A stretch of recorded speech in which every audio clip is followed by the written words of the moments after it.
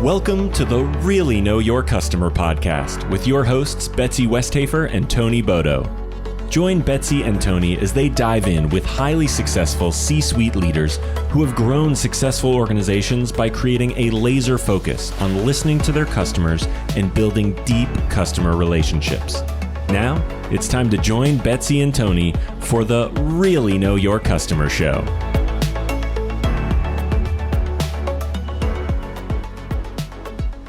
Welcome to the Really Know Your Customer podcast. I am Tony Bodoh. And I'm Betsy Westhafer. Thanks for being here today.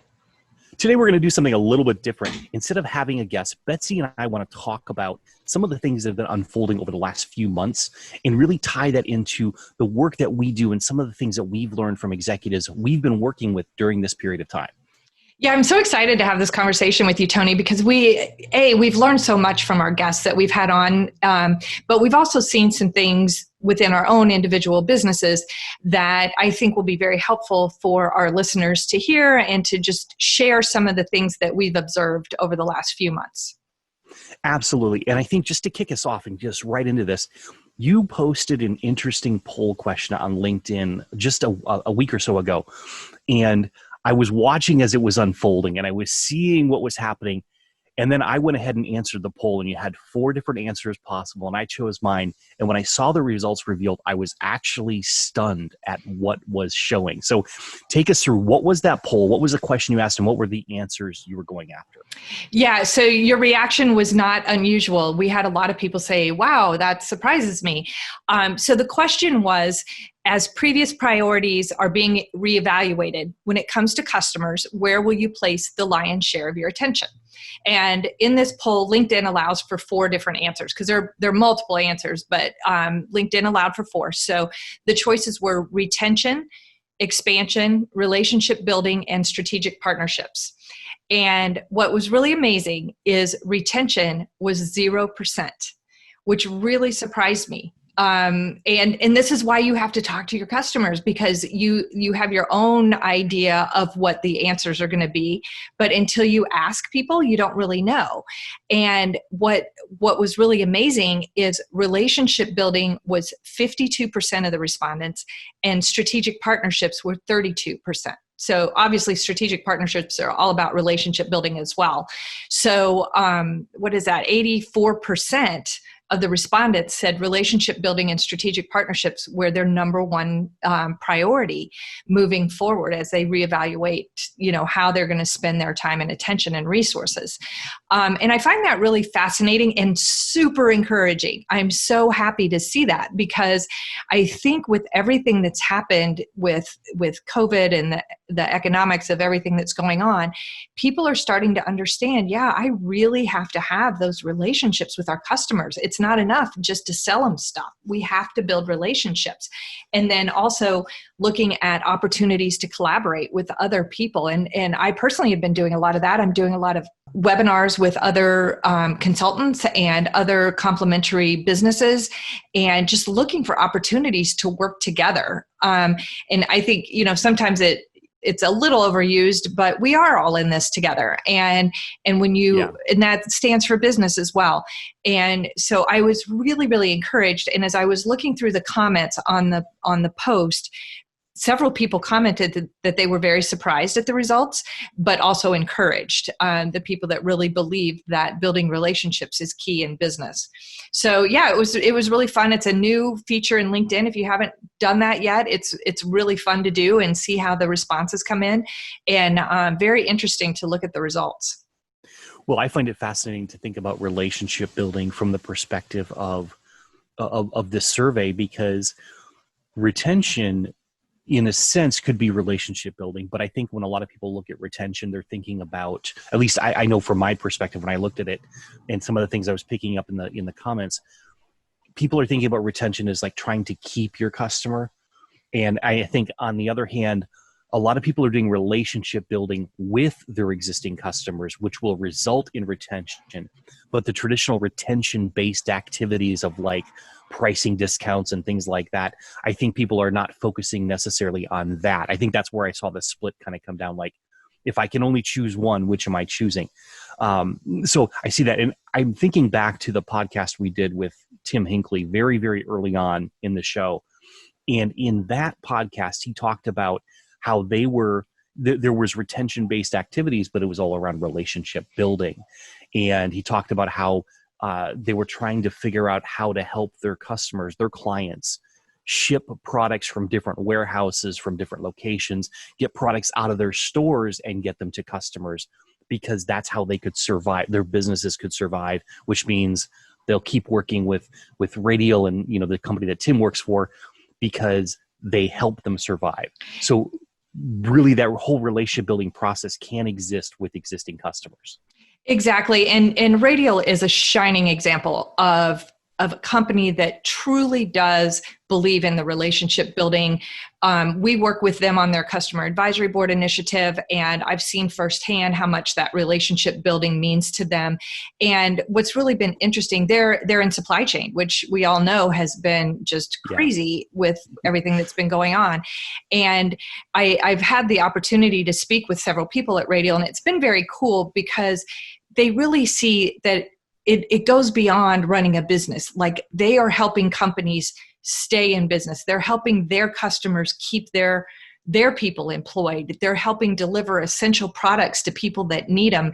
It's just been fascinating to watch. And fortunately for me, I've had a front row seat to get to see this unfold. And the relationships that they have built are paying such huge dividends to the business, of course, but also to the people involved. And as you always say, and I love to repeat, is that B2B is not just business to business. It's human to human. And so being able to see those human relationships advance a business, but also, you know, be for the betterment of the humans involved, it's really been very fascinating to watch. Absolutely. And I think, you know, we've talked about this here and there, and we've had some people that have used client advisory boards, like Radial as an example. We've had them on the show. We've had them talk about it. But can you go deeper into explaining what a client advisory board is, the real benefits that it provides, and in a sense, why it might be even more important today than ever before to have a client advisory board and get that in place? Yeah, sure. Yeah, I absolutely do believe now more than ever, it's important to listen to your customers. And so it's different than other listening mechanisms. There are a lot of good listening mechanisms out there to listen to your customers, but a customer advisory board is really about the strategic insights that you get. So a customer advisory board is made up of the executive team of the host company, and then we invite the executive decision makers from their key customers to form this advisory board. And we have conversations around where the market is heading and where they as individual companies are heading, and the industry challenges and the product roadmap and the marketing and messaging, which obviously has changed dramatically. You know, you think about marketing and messaging, and it's important, but it's never been the way it is today, because, you know, tone deaf messages, people call them out real fast. And so it's a chance for an executive team to make decisions with input from their key customers. And you think about the opposite of that is where an executive team is making decisions with no input from their customers and throwing it out there and hoping it sticks. And we talk about this in the book. A lot of the stories that we tell in our book, ProphetAbility, we talk about companies that didn't listen to their customers, and they made gigantic mistakes that cost them either bazillions of dollars or cost them the company itself. And so, you know, the risk of not having a customer advisory board and listening to the strategic insights of the people who determine the market basically is so high that I can't imagine, with all the talk there is right now about risk mitigation, why. And I know I'm biased because it's the work I do and it's the results I see that make me feel this passionate about it. But why any executive team would make key important decisions without benefit of having this strategic board of decision makers who are committed to your success, who come to meetings 2 to 3 times a year. It's all very, very confidential conversations held under NDA. It's like having an extension of your management team with your customers who pay for your products and services with their dollars. And so it's very fun work. The results are amazing. And that's why I'm excited to talk about it, because with everything that's going on, 100% of companies don't know what the future holds. 100% of companies don't know where their customers are heading, because it's really like this big whiteboard has been wiped clean and everybody's back at square one. So yeah, it's something that I firmly believe can make a difference for companies as they come out of this time that we're experiencing. So let's walk through some of the results. You alluded to them. You said that you believe in it passionately because of what you've seen, and I know you've been in this space for a very long time. So walk through some of the results that you've seen, maybe in the last year or two, with clients who have engaged with client advisory boards and really embrace them and use them to their fullest extent. Yeah, thanks. So here's an example. We have a client that also really, really committed to their customers, very dedicated to the relationship building. They have an advisory board with about 15 board members on it, from various industries, but all are customers. And they started having these meetings, and the relationship building led them to a point where one of their clients ended up signing a very, very large multi-million-dollar joint venture with them. And I was so intrigued by that. And I wanted to find out how much of that do they credit to the customer advisory board. And I spoke with each party individually, our client and then their customer that were involved in this joint venture. And they both said independently that the customer advisory board was the catalyst for developing that deep, trusting relationship that ultimately led to this joint venture. And it was a game changer for our client. Just massive growth as a result of this joint venture. And so seeing that unfold, and it doesn't happen overnight, it takes time. I think it was after the fourth meeting. So after a couple of years of doing these board meetings, it led to that. But it was just absolutely historic, honestly, to see a deal this big come out of the customer advisory board relationship. We had another client that it was their second board meeting, and this customer that was on the board, it was his first board meeting. And after the meeting was over, there was some chit chat in the boardroom, and then everybody kind of starts filtering out. And my client came up to me and he said, "You won't believe what just happened." And I said, "What's that?" And he said, this particular client came up to him before he left the boardroom and said, "A year and a half ago, I was ready to kick you guys to the curb. I now see, by virtue of this meeting, where you're going, how it's going to positively impact my business, how committed you are to the customers, how you own any issues that come up. I've seen who you guys are. And so our contract with you is not due up for another year. But what I'd like to do is renegotiate it now, make it a 3-year deal, and throw in all of our international business on top of it." And that was before he left the boardroom. And of course, I was losing my mind when he was telling me this story. And then he made the comment, our client made the comment to me, "As far as I'm concerned, this pays for years worth of advisory boards. This is huge for us." So it's the results you get by building the relationships, being transparent, opening up the curtain to your customers, key customers. You don't blast everything, but these trusting, deep relationships, it's just fascinating to watch the results unfold. And also, as evidence in that story, it's also about taking what you learned from the customer and implementing it, and then providing this closed loop feedback so that the customers see, oh, this truly is a relationship. It would be like being in a relationship and listening all the time. And maybe you go out there and fix some things, but you never let them know that it's fixed. I had a client like that years ago, and they just refused to tell their customers.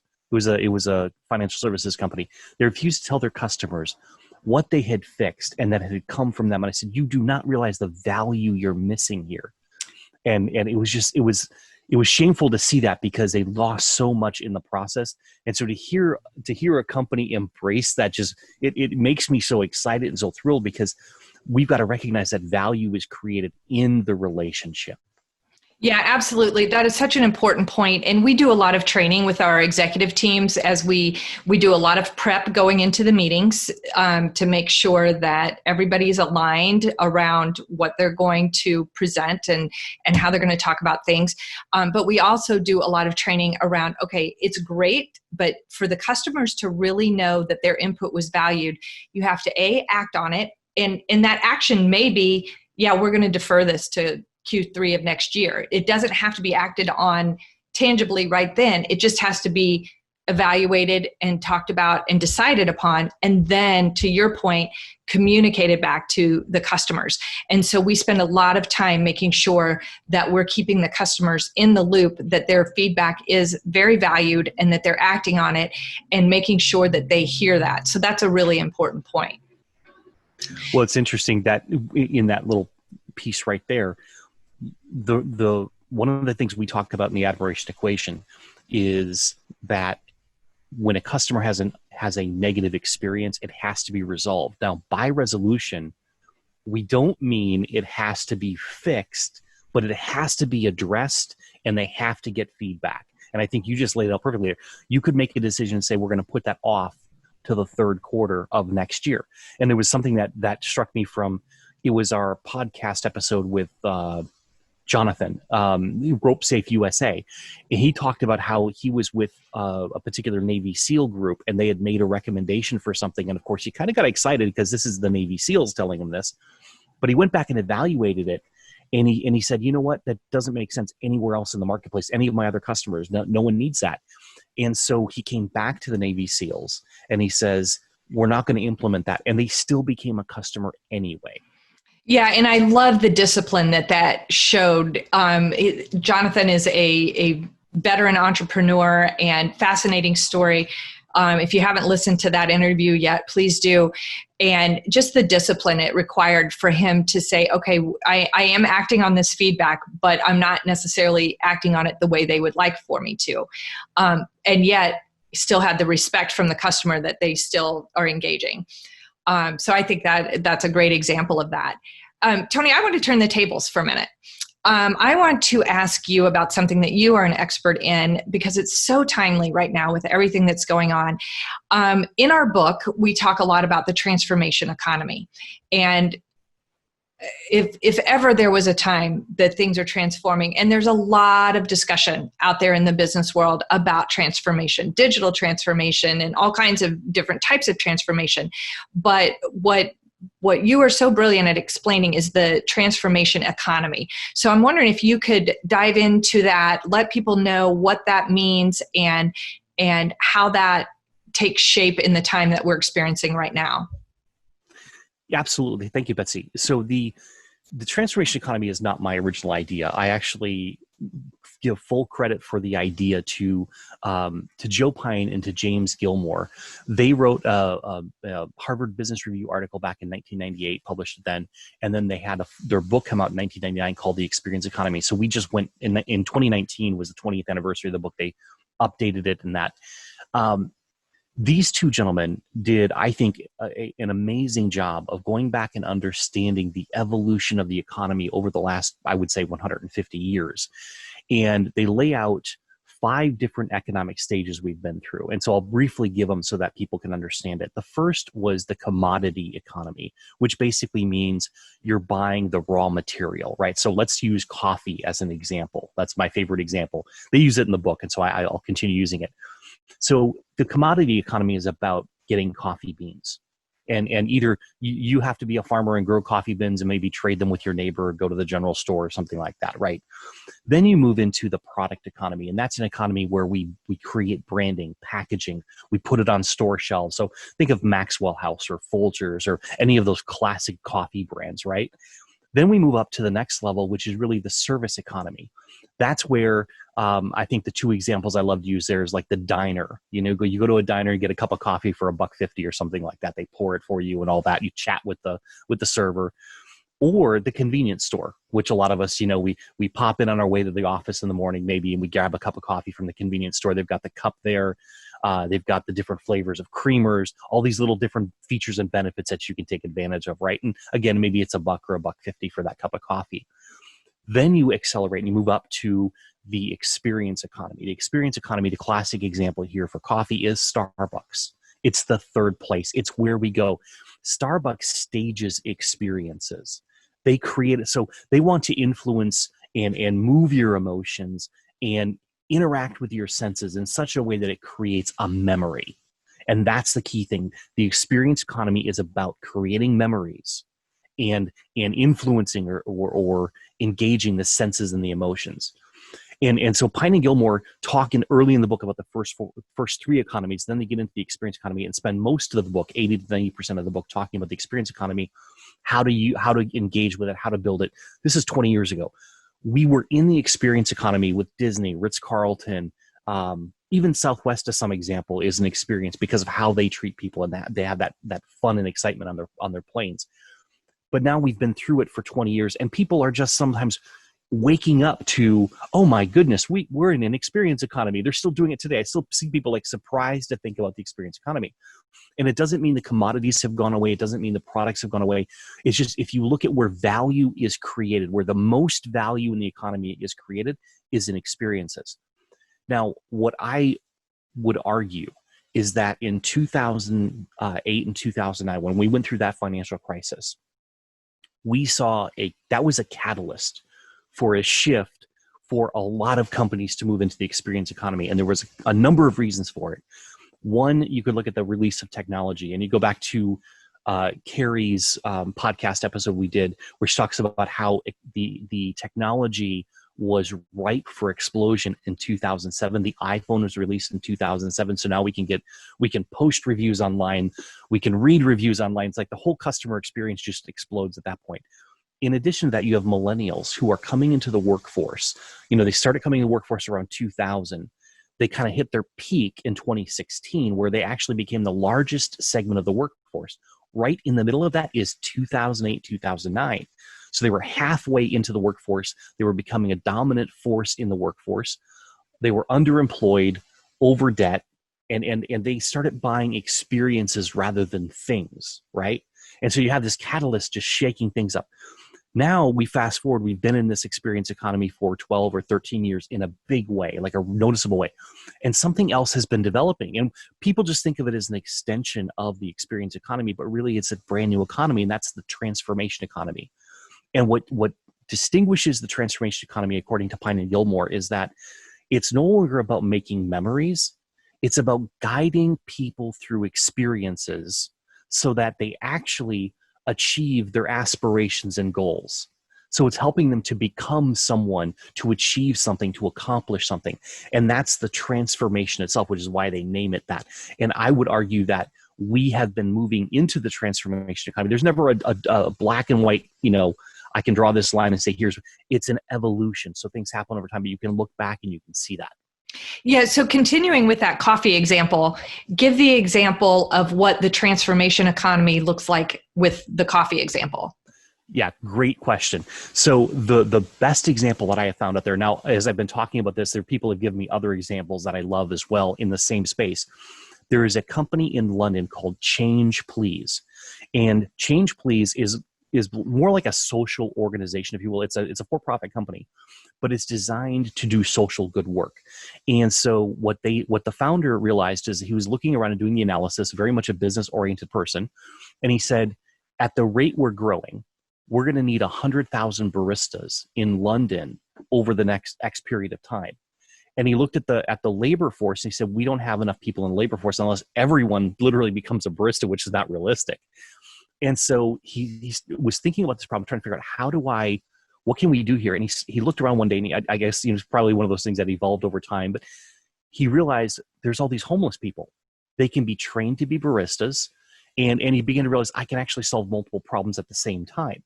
And so Change Please has coffee carts that literally little like trucks, if you will, that they drive to different places in the city. They park them on the side of the street, and they have baristas who were homeless people, have been trained, and as they earn the money, they get to move into a shared flat. And then over time, if they make enough, they can move into their own flat. And so it teaches them a skill, gets them off the street, gets them into housing. They eventually get their own housing, builds their confidence, their pride. So if you compare the two, it's transformational for the employees, right? That's one aspect of it. But it's also transformational for the customer, because I could be walking down the street with a cup of Starbucks in my hand and that logo right there. Nothing wrong with that. But it's kind of making the statement, I'm able to spend $5 on a cup of coffee, right? And it's a lot about me, the memories, and looking inward, telling everyone about me. But if we take a Change Please coffee, what happens there is I'm walking down the street with a Change Please coffee logo on my cup. And what that tells the world and what it tells me is that I'm not just a patron, I'm a philanthropist. I just help someone get off the street and into home. I help someone get a job today. And so you can look and say, well, Starbucks does that too, but it's different. How they market it, how they deliver, the messaging, the meaning behind it is very different. So I have nothing against Starbucks. I think they're an awesome company. They do a lot of great work, but they're not a transformational company. They do some transformational things, but at its core, it is not yet a transformational company. Change Please Coffee would be. I love that example. And I think it's a very clear way to explain what the transformation economy is really all about. So Tony, with the work that you do, let's go back and tell our audience a little bit about how we came together. We each have our own individual companies, but we do a lot of stuff together. We've written a book together. We've done an online summit together where we live stream for 9 hours with all these amazing speakers. I'm still, and that was a couple months ago, and I'm still on a high from that day. Oh yeah. And now we have the podcast. So let's just give our listeners a little bit of background on how and why we came together and how our work fits together. Yeah, I think, from my perspective, I think both of us have this deep, deep passion for the human experience, understanding why people have experiences they have, how they experience life, and how the experience of life can actually change their own perspective of themselves or place in the world, what they can accomplish. And so, I know for me that I typically look at it and say, there's a number of things that happened in my life, 10, 12 years ago, which caused me to realize that every moment of human experience contains this tremendous potential where we can make a decision. We have the power to make a decision in every given moment. And if we use that power, we can actually change the trajectory of human history.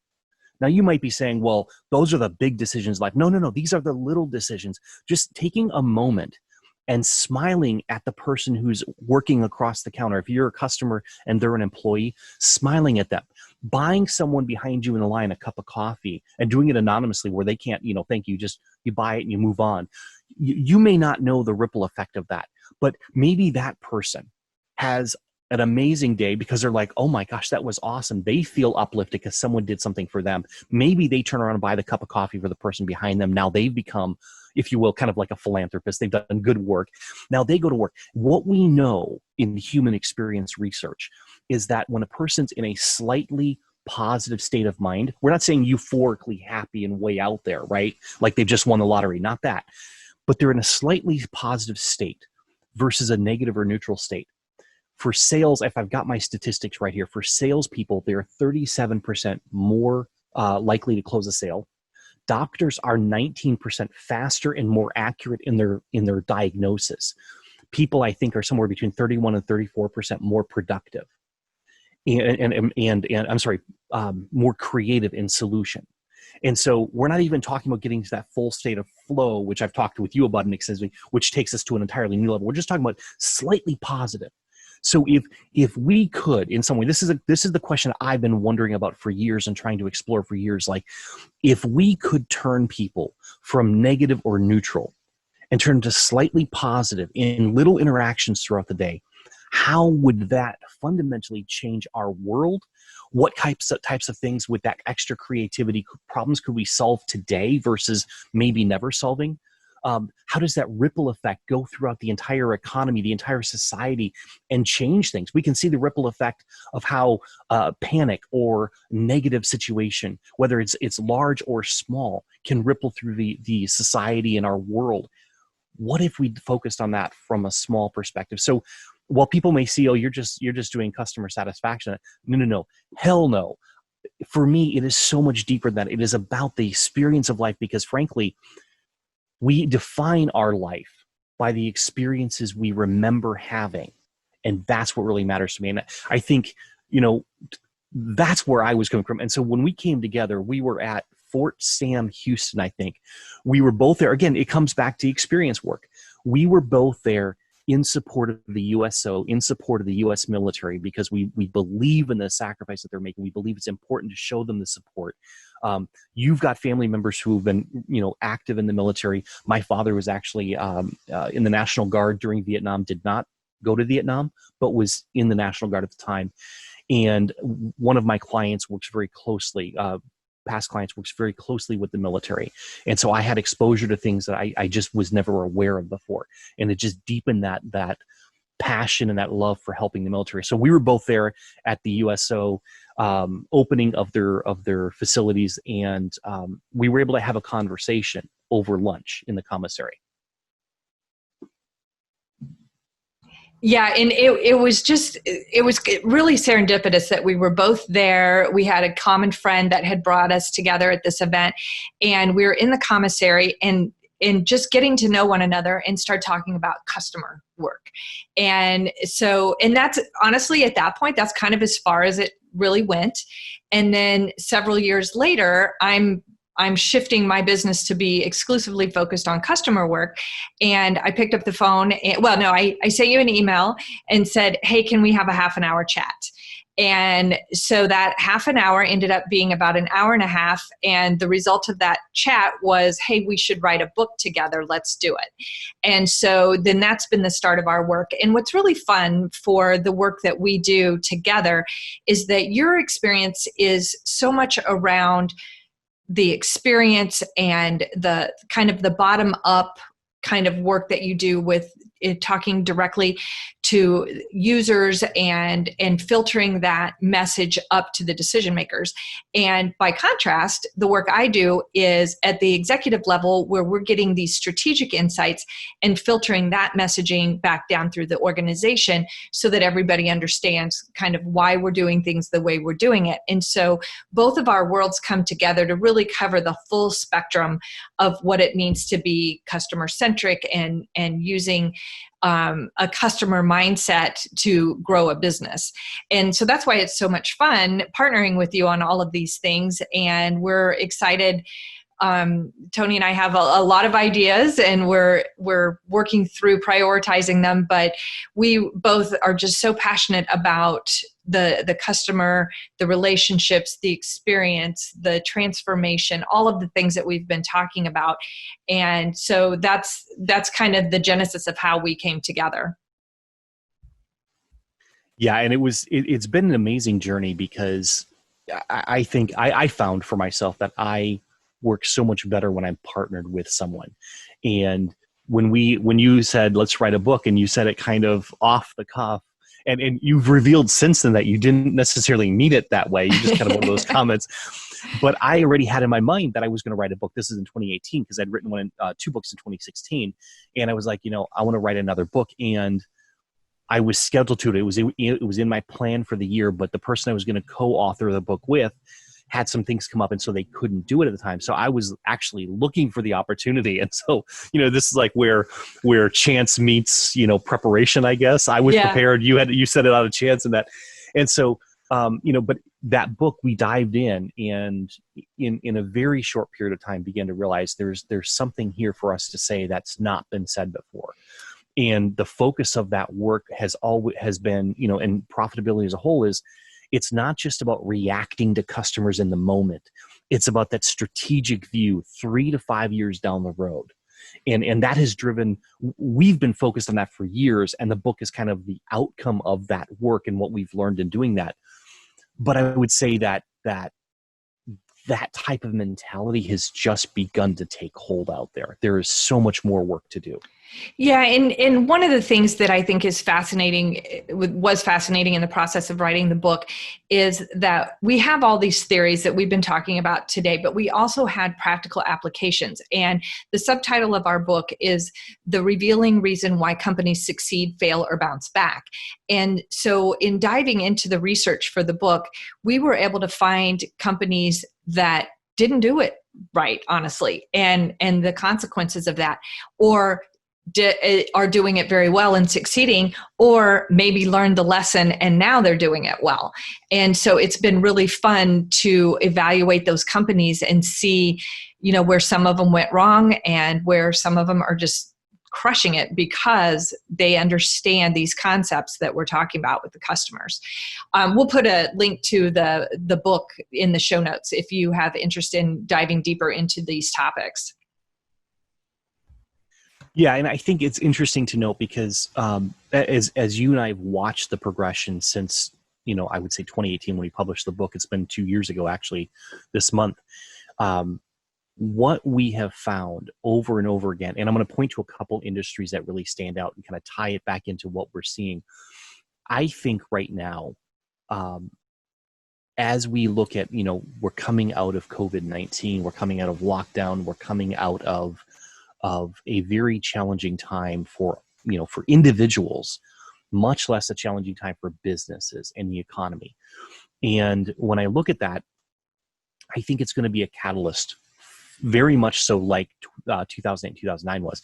And by that, I mean, people are looking for something deeper than just experiences now. People are moving beyond the experience economy into this age of transformation. And they want to redefine who they are. Not to get too political or too deep here, but I think we have to. I don't think we have to shy away from that necessarily, So I find myself, kind of prefacing things, but then saying, no, this is the time to step forward and say it. So, we're looking for a new national identity. There are people that want to hold to an old identity of how we were at some potentially romanticized period of time. It may never have been actual reality. It's our perception of how things were way back in the past. And then we have what people are actually experiencing today. And we can see and we can learn from them what the experiences are they're having today. And if we don't, instead of looking to this romanticized version of the past, look to what's happening today and deal with what's happening today, we cannot move forward in a productive and in a more evolved way that's going to be beneficial for more people. Will it be beneficial for everyone? Probably not, because we're human beings and we can never make a perfect system, but we can make it better. And I think that that's the one thing, the one ideal that we can hold to. Let's head in the direction of better, but not sacrifice movement forward because it's not some romanticized idea of the past. And I say that because as we talk about the transformation economy, transformation is very much about who I am as a person. In the transformation economy, the customer is the product. They're the raw material that comes into the process that you guide through various experiences, and they come out the other end having mastered, achieved, or accomplished one of their goals or many of their goals. They are the thing that changed in the process. When they change, their worldview changes. How they engage with the world changes. And so I believe if you look at all of the products out there, from IoT products, Internet of Things, smart technology, right? We can look at those, and a lot of companies look at those and say, oh, we're going to make your life easier and better and quicker and faster, and all those other things, right? But the reality is, if I've got, let's say a wearable, where I'm tracking my steps and I'm monitoring that, it's because I want to change how I feel about my body. I want to feel like I'm moving forward. I want to change my identity, my relationship with my body, with my self-confidence, whatever it may be. If we've got other devices that are tracking our temperature in our home, and we can go on our phone and we can change the temperature, or we can set it so that when we're not there, we're not wasting energy.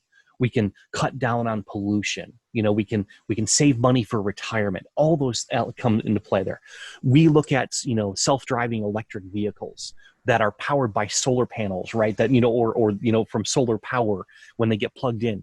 We're talking about being able to change the economy that way. And so when you have people building these products, not just for ease and convenience and cheapness, but we're talking about building these products that we can literally transform how we exist in this world, how we engage with this world, and how we can transform the future, the trajectory of human history by engaging with things. That's what gets me excited about what we're going through right now, because it is causing us to question the paradigms that we've lived with for so long. And it's causing us to really engage and embrace something new and different.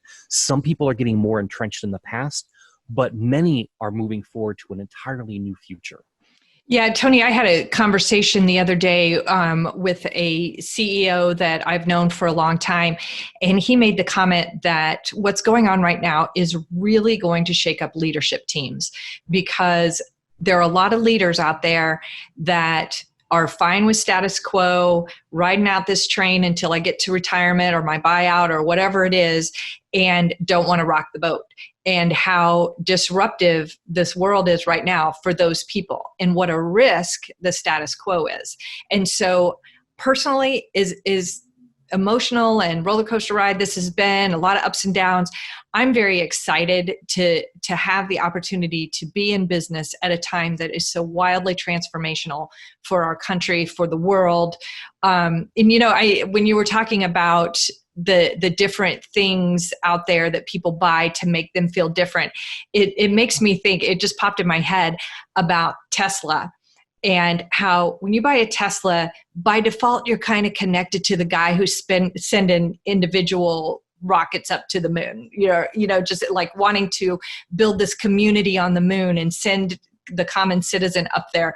And the two things are really grounded in, if you want to kind of feel the buzz of being around Elon Musk. It's just, if that's why people buy Teslas, which my guess is that's part of it, because there are a lot of great cars out there that people could buy, but why would you buy a Tesla?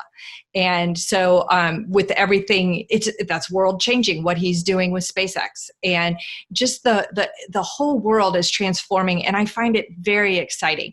I think it also depends on how you're wired as a human. For a lot of people, this is the most upsetting time in the whole world, unimaginable, rocking their boats like never before. And others of us are wired like, this is awesome, hold on for the ride, So I think we have to be respectful of all perspectives. But personally, I'm just thrilled to have the ability to have a company where we can make an impact on this transformation, on the people that are doing business, on the customers that they serve. And just super happy to be doing this work with you, Tony. Absolutely. I think the thing that really stands out to me, Betsy, is that if we look at the way things move, if we look at how we have developed and evolved our understanding and awareness of the work that we do and the people that we serve, what really stands out to me is that we're able to hold conflicting and often very uncomfortable ideas from different perspectives at the same time. And we don't shrink in the face of the conflict or the discomfort. We stand there and we help the leaders that we work with. I mean, this is the truth. We stand there and we help leaders and show them how they can stand there in the discomfort of those conflicting ideas and identify what they can create in a new way. And that's what gets me so excited about what we do, because when we come together and when we work with leaders, they often come up with something and say, we had never thought about that before. And it's not you or me bringing it. It's really you and I being willing to show them it's okay to be uncomfortable, to stand in that place of holding these conflicting ideas that are just often gut-wrenching, right? And I think that that's part of what we're seeing today is we deeply empathize and recognize, and we're out there doing in our ways, we're out there supporting those who are most at risk, most feeling the pain right now. And at the same time, we hold this view of hope for the future, but not just hold that view. We're out there also creating that future with people who are moving it forward. And so to exist in both of those worlds can become challenging, but it's also highly rewarding. Absolutely. And I can't think of a better way to wrap up this conversation, Tony. It is highly rewarding work that we do. We're always so interested in talking to people that really want to learn more about this. So there are a lot of ways that you can find us to have these conversations. Tony and I are both very active on LinkedIn. We each have our websites. We'll have links in the show notes. Tony's at Tony Bodoh International. I'm at the Congruity Group. We also have our book and our podcast, obviously. And stay tuned. We've got more stuff coming that we can't wait to share with you. So with that, Tony, I think we'll wrap it up. And thank you again for being a loyal listener to the Really Know Your Customer podcast. We'll see you next time.